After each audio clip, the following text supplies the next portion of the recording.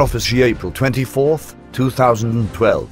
Eastern nations are in the path of coming major earthquakes and floods. They are sure to happen and in quick order. It is necessary for mankind to repent and seek the Lord Jesus Christ for a reprieve from these cataclysmic events. Prophecy, May 23rd, 2012, 8:47 p.m. Eastern Standard Time. The Italy 5.9 earthquake on May 20, 2012 fulfilled the 9-9 part of the 9th hour mega alarm prophecy. However, in this prophecy, there was a third 9 eventually joined the 9-9 to make 9-9-9.